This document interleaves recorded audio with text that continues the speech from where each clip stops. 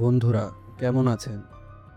আচ্ছা, এমন কি কখনো হয়েছে যে আপনি সম্পূর্ণ নতুন কোনো জায়গায় গেলেন, কারো সাথে নতুন কোনো বিষয়ে কথা বলছেন, আর হঠাৎ মনে হলো, আরে এটা তো আগেও একবার হয়ে গেছে।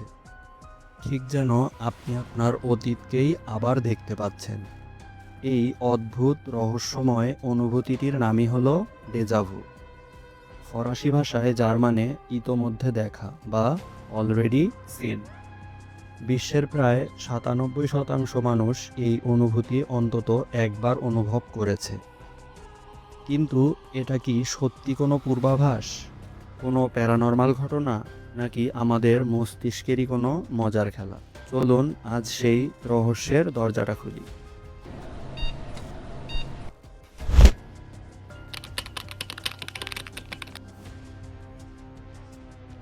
আসুন প্রথমে বুঝি ডেজাভু আসলে কি। মনস্তত্ত্বের ভাষায় ডেজাভু হলো একটি মিথ্যা পরিচিতির অনুভূতি। অর্থাৎ আপনার মস্তিষ্ক একটি নতুন পরিস্থিতিকে ভুল করে অত্যন্ত পরিচিত বলে মনে করে। মজার বিষয় হলো, আপনি একই সাথে জানেন যে এটি নতুন, কিন্তু আপনার অনুভূতি বলছে এটি পুরনো। এই পরিচিত আর অপরিচিত হওয়ার মধ্যে যে দ্বন্দ্ব, সেটাই ডেজাভুকে এত অদ্ভুত করে তোলে। এটি হতে পারে কোনো একটি জায়গায়, কোনো একটি কথোপকথনে, এমনকি কোনো একটি স্বপ্নের মধ্যেও। কিন্তু কেন হয় এই ভুল?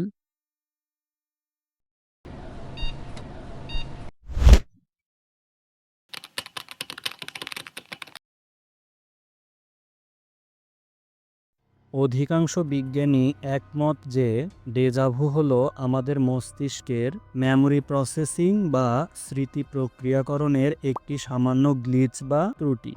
এর পেছনে তিনটি বৈজ্ঞানিক তত্ত্ব রয়েছে। তত্ত্ব এক, দ্য মেমোরি গ্লিচ। আমাদের মস্তিষ্কের টেম্পোরাল লোব এবং হিপোক্যাম্পাস নামক অংশগুলো স্মৃতি ও পরিচিতি নিয়ে কাজ করে। অনেক সময় নতুন কোনো তথ্য মস্তিষ্কে প্রবেশ করার সময় এই অংশগুলোর মধ্যে সংযোগ স্থাপনে সেকেন্ডের ভগ্নাংশের জন্য দেরি বা ভুল হয়। ফলে হয় কি, মস্তিষ্ক নতুন তথ্যটিকেও ভুল করে আপনার পুরনো স্মৃতিভাণ্ডার থেকে আসা তথ্য বলে মনে করে। ঠিক যেন কম্পিউটারের ডেটা ট্রান্সফারে সামান্য ভুল। তত্ত্ব দুই, স্প্লিট পারসেপশন থিওরি। ধরুন আপনি রাস্তা দিয়ে হেঁটে যাচ্ছেন এবং কিছুক্ষণের জন্য অন্যমনস্ক ছিলেন।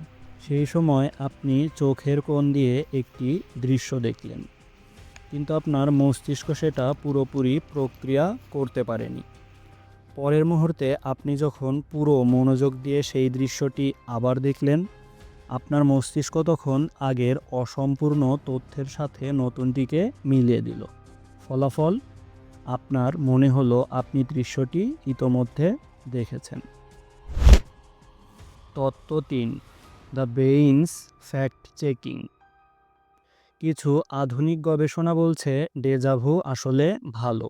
যখন আপনার মস্তিষ্কের স্মৃতি অংশটি ভুলভাবে একটি পরিচিতির সংকেত পাঠায়, তখন মস্তিষ্কের ফ্রন্টাল রিজিয়ন সেই সংকেতটিকে দ্রুত যাচাই করে এবং শনাক্ত করে যে এটি একটি মিথ্যা অ্যালার্ম। এই যাচাইকরণের মুহূর্তটি হলো ডেজাভু।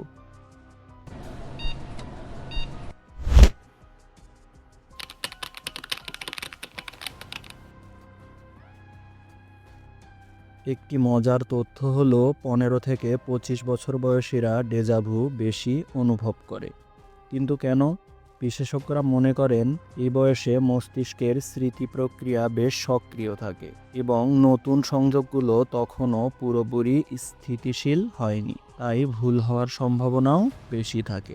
এছাড়াও ক্লান্তি, ঘুমের অভাব এবং অতিরিক্ত মানসিক চাপও ডেজাভুয়ের কারণ হতে পারে। আপনার মস্তিষ্ক যখন ক্লান্ত থাকে, তখন তার কাজ করার পদ্ধতিতে এমন সামান্য ত্রুটি হতেই পারে।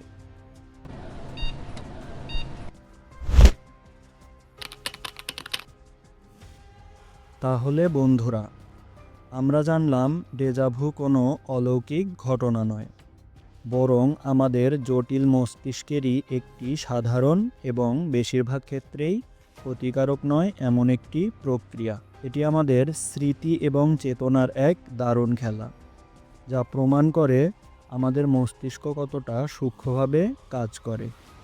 পরের বার যখন ডেজাভু হবে, তখন ভয় না পেয়ে মনে রাখবেন, আপনার মস্তিষ্ক আপনাকে নিয়ে একটি ছোট ট্রিক খেলছে।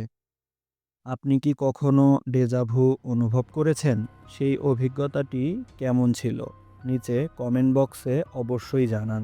ভিডিওটি ভালো লাগলে লাইক ও শেয়ার করুন। দেখা হচ্ছে পরের ভিডিওতে। ততদিন আল্লাহর রহমতে ভালো থাকুন, সুস্থ থাকুন। আল্লাহ হাফেজ।